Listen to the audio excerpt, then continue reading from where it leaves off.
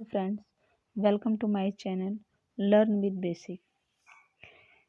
आज मैं class 10th के हिंदी से काव्य संग्रह का सबसे पहला चैप्टर सूरदास के पद लेकर आई हूँ, जिसको पढ़ने से पहले हम लोगों को सूरदास के जीवन के बारे में थोड़ी सी जानकारी ले लेनी चाहिए। और मैंने अपने चैनल पे क्लास 9th की PDF डाली हुई है, आप लोग उसको देख लीजिए। उसमें सबसे पहला पाठ कबीरदास के बारे में डिस्कशन हुआ है और उसके अर्थ को आप लोग अच्छे से समझ लीजिए। और जिन्होंने अभी तक मेरे चैनल को सब्सक्राइब नहीं किया है तो प्लीज़ मेरे चैनल को सब्सक्राइब करें, लाइक करें और कमेंट में बताएं कि मैंने जो भी आप लोगों के लिए मटेरियल यहाँ पे रखा है वो कैसा है, हेल्पफुल है, अथवा उसमें और भी कुछ जो भी आपके दिमाग में आ रहा है वो और ऐड किया जा सकता है। तो इसके लिए आपको मेरे चैनल को सब्सक्राइब करना होगा। तो चलिए फ्रेंड्स, आगे देखते हैं। हम आज क्लास 10th सूरदास के जीवन के बारे में हम यहाँ पे डिस्कशन करेंगे, जो थोड़े से ही कम समय में हम लोग उनकी पूरी डिटेल जान लेंगे। तो आगे बढ़ते हैं, जहाँ पे हम लोगों ने देखा है कि इनका जो जन्म है उसके विषय में कई किंवदंतियाँ हैं, यानी कई मत हैं। ये रुनकता नामक क्षेत्र जो है यह कहाँ है? मथुरा आगरा मार्ग के किनारे स्थित है। ठीक, कुछ विद्वानों का मत है कि सूर का जन्म दिल्ली के पास सीही नामक स्थान पे हुआ था और यहाँ पे एक सारस्वत ब्राह्मण के परिवार में हुआ था। तो इनके जन्म के विषय में दो धारणाएं, यानी एक रुनकता नामक क्षेत्र में और एक दिल्ली के पास सीही नामक स्थान में, तो दोनों आप लिख सकते हैं।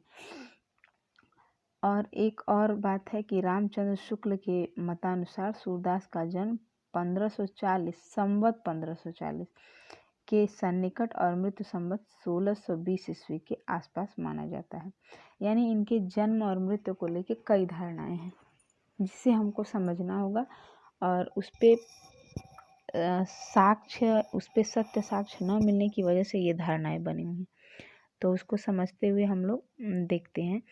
और आप लोगों को बता दें फिर से एक बार, सूरदास का जन्म 1478 ईस्वी में रुनकता क्षेत्र में हुआ था और कुछ विद्वान इनका जन्म दिल्ली के निकट सीही नामक स्थान पर भी मानते हैं। ठीक, आगे देखते हैं। क्या सूरदास जन्मांध थे? देखिए, ये क्वेश्चन, ये प्रश्न भी कुछ हद तक सही है, कुछ हद तक गलत है। देखिए, इनके जो जन्मांध होने में कोई साक्ष्य नहीं मिला था, लेकिन कुछ लोगों का अनुमान है कि ऐसा हुआ हो। तो देखिए, सूरदास श्रीनाथ की संस्कृत वार्ता मणिपाला, श्री हरिराय कृत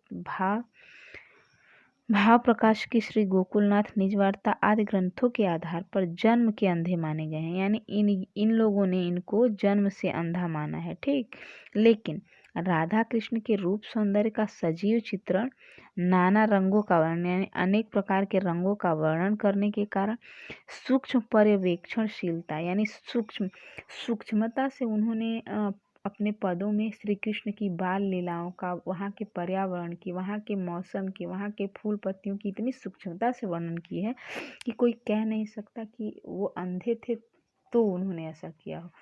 जो अंधा होता है वो इन सब चीज़ों को, अगर वो जन्मांध होता है तो वो इन चीज़ों से अनभिज्ञ होता है। तो ये दो मत हैं। तो इसके माने अधिकतर वर्तमान विद्वान सूर को जन्मांध स्वीकार नहीं करते। यानी उन्होंने ये बताया कि कुछ समय बाद, मतलब ये पद गाने के बाद उनकी आंखों की रोशनी चली गई है। तो ये भी दो धारणा है। कुछ लोगों के मतानुसार उनकी आंखें थीं और कुछ लोगों के मतानुसार उनकी आंखें नहीं थी, यानी वो जन्मांध थे। तो मैंने आपको शुरू में ही बताया कि उनके जो जन्म में है ना बेटा, कई तरह की किंवदंतियाँ हैं, यानी कई तरह की कथाएं हैं, कई तरह के भ्रामक चीज़ें हैं, जिसको लेके ही चलना पड़ता है जनरली। आगे देखते हैं। सूरदास जी द्वारा लिखित 5 ग्रंथ बताए जाते हैं, यानी सूरदास द्वारा रचित 5 ग्रंथ बताए जाते हैं। सूर सागर जो सूरदास की प्रसिद्ध रचना है, जिसमें 1.25 लाख पद संग्रहित थे, किंतु अब कितने हैं? 7-8 हजार पद ही मिलते हैं। यानी 1.25 लाख उनके पद थे, लेकिन इस समय 7-8 हजार ही पद मिलते हैं। दूसरा है सूर सारावली, तीसरा है साहित्य लहरी, जिनमें उनके कूटपद संकलित हैं। तो इसको भी आप लोग देख लीजिए। उनकी 3 रचनाएं हैं, एक सूर सागर, एक सूर सारावली और एक साहित्य लहरी। तो इसके बाद सूरदास द्वारा लिखित 5 ग्रंथ बताए गए हैं। तो वो ग्रंथ इसमें नहीं है, मैंने केवल मेन ग्रंथों को आपके सामने रखा है जो आपके सिलेबस में है। ठीक, उसी को आप पढ़िए। आगे के PDF में मैं आप लोगों को इनके बारे में भी जानकारी दे दूंगी, लेकिन जो क्लास 10th का सिलेबस है उसके आधार पे ये PDF मैंने बनाया है। ठीक है, तो आगे बढ़ते हैं। देखिए, काव्यगत विशेषताएं। महाकवि सूरदास जी का महाकवि सूरदास जी श्री कृष्ण के अनन्य भक्त थे। ये पहली इम्पॉर्टेंट बात। उन्होंने अपनी रचनाओं में श्री कृष्ण जी की विविध लीलाओं का वर्णन किया, यानी बहुत अच्छे तरह से उनकी बाल लीलाओं का, उनकी लीलाओं का, सबका वर्णन किया है। वात्सल्य रस के ये सम्राट थे, यानी इनका जो रस था वो वात्सल्य रस था और श्रृंगार रस के तो ये महान कवि थे। तो ये अपने पदों से अपने जो भी पद लिखते थे उनमें इतना वो श्रृंगार और वात्सल्य डालते थे कि इनका पद एकदम श्रृंगार रस की वजह से बहुत ही सुंदर होता था और ये छोटी छोटी चीज़ों के बारे में विवरण करते थे। आज इनका जो अनूठा, यानी इन्होंने ये वात्सल्य के महान सम्राट थे। हिंदी में ही नहीं, संसार की किसी भी भाषा में बाल सुलभ चेष्टाओं का अनूठा वर्णन जो अन्य कवि आज तक नहीं कर सके। यानी इन्होंने श्री कृष्ण की बाल लीलाओं का ऐसा वर्णन किया है जो आज तक कोई कवि नहीं कर पाया। जैसे बालहट, यानी श्री कृष्ण का गुस्सा होना, माखन चोरी करना, शिशु सुलभ चपलता, खीज, स्पर्धा, नटखटपन आदि का अत्यंत ही मनोहारी वर्णन किया है। यानी आप उनके पदों को पढ़ेंगे तो आप देख सकेंगे कि वहाँ पे उन्होंने कितनी सुंदर तरीके से श्री कृष्ण के पूरी जीवन की झांकी ऐसी अपने दोहों में, अपने पदों में निर्धारित की है कि अगर हम उन्हें पढ़ें तो हमको एकदम लगता है कि हम एकदम साक्षात उस चीज़ को उसके हिसाब से, उनकी आँखों के हिसाब से, उनके पदों के आधार पे उसको हम प्रत्यक्ष देख रहे हैं, यानी सामने देख रहे हैं।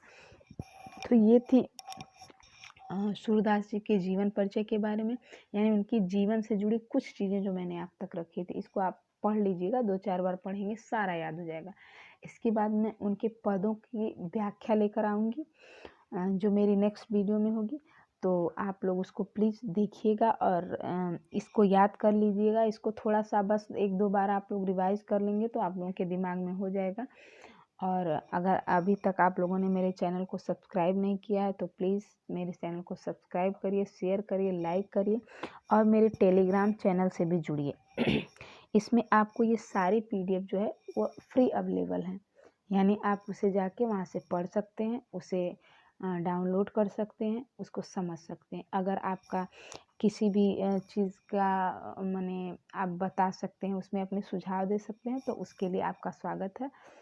तो अगले वीडियो में हम मिलते हैं जो होगी सूरदास के पदों से रिलेटेड क्लास 10th के लिए, जिसमें मैं सूरदास के पद का व्याख्या सहित उसका वर्णन करूँगी और आप लोगों को एक एक वर्ड बताती चलूँगी।